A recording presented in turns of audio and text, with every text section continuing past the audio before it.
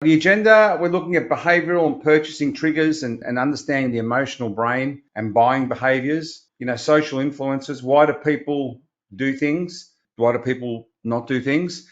Where is power located? Scarcity. How does marketing influence people? Strategy and success, and obviously DISC at the end will do just a bit around building rapport. The power of decoding human behavior, it sits around predicting behavior. So you may think you know what somebody's thinking, but it's difficult to know until you know. A lot of the ways we can do that is through body language, like understanding if somebody's nervous, doing things like this, if somebody's open, it allows you to help predict their behavior and also understand that. But it all stems with your brain, the emotions, and the way we persuade ourselves. So, when you look at EQ and emotional selling, it's based a lot around self-awareness and empathy. So when you mesh these together, you can sort of tailor things in such a way that you'll know what you're doing to create the behavior from somebody else. Because generally speaking, a behavior from somebody else is dictated by your behavior. Yes, someone may have a bad day.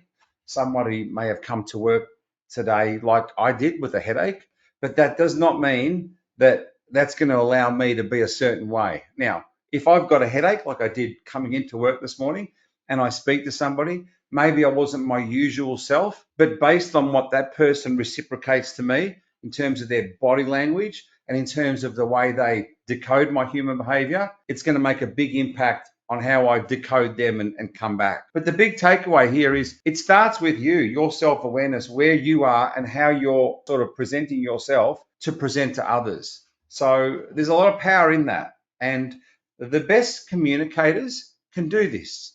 And they do this because they practice it on a daily basis. And one of the little tricks that you'll find in there is sometimes, as I did just then, taking a break when somebody's having a chat, or whether you're chatting with somebody else, but taking a break, kicking back can help you deliver a better, more productive way of decoding someone's human behavior. Because you're changing the shift around your brain from one part to the other, and you're becoming a little bit more logical rather than emotional. That's a little bit of the anatomy on how this happens. So when we look at psychology, the key to decision making is about cognitive biases. They shape how humans can think and choose. Like, what are those motivators? Why do people buy what they buy? Why do people say what they say?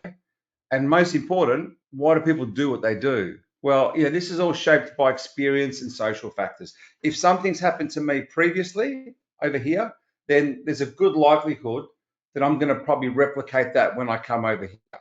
So a lot of things happen and a lot of people do things based on motivations and cognitive biases of things that have happened before. It's 95% or over when that person's in an emotional state. So it sort of triggers that emotional brain. So next time you want to go and buy something online or do that, just think about the emotional state you're actually in, because in 7 minutes time or 8 minutes time or 10 minutes time, a minimum of 2 minutes, because it takes adrenaline 2 minutes to go through your body, you might look at things differently. But that's why people make these sporadic decisions. So only about 20% of the information processed by the brain comes from the outside world. The majority of it comes from the interior, which is you. The core of consumer choices, why decision making is a central element of consumer behavior. It's a bit like if you're going to the gym and you think, I don't want to go anymore because I'm going to get injured and I've got a bung knee. So you don't go to the gym for a year. Well, you're actually going to ruin your body if you do that, because you're going to get weaker. It's exactly the same with the brain. It enables you to grow and actually enables you to reduce risk in the long term, because you learn from the mistakes. So if you're scared to go to the gym because you're scared to fall over because of that bung knee, right, and you don't go to the gym, you might find it really easy to fall over because it's not stable. Well, that's how it works with the human brain and the psychology.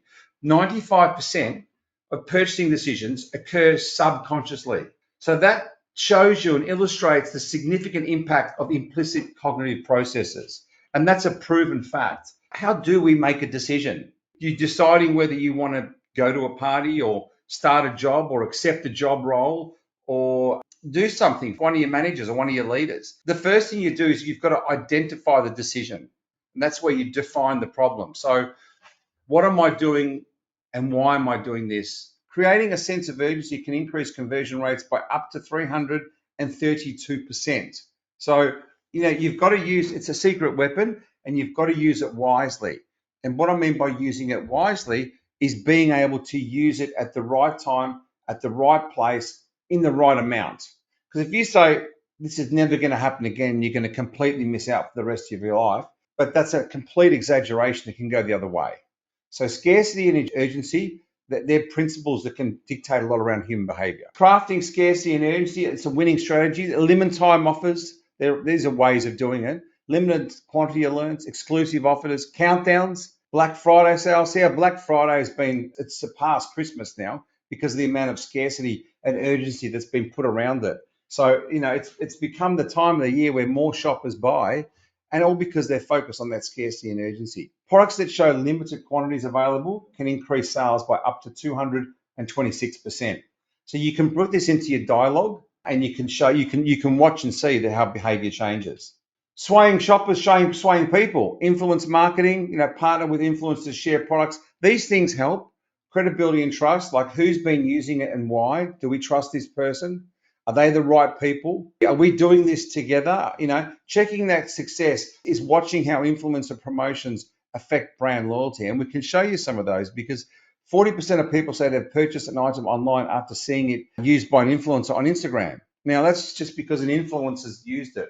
But an influencer needs to have followers, they need to be trusted, and they need to have charisma.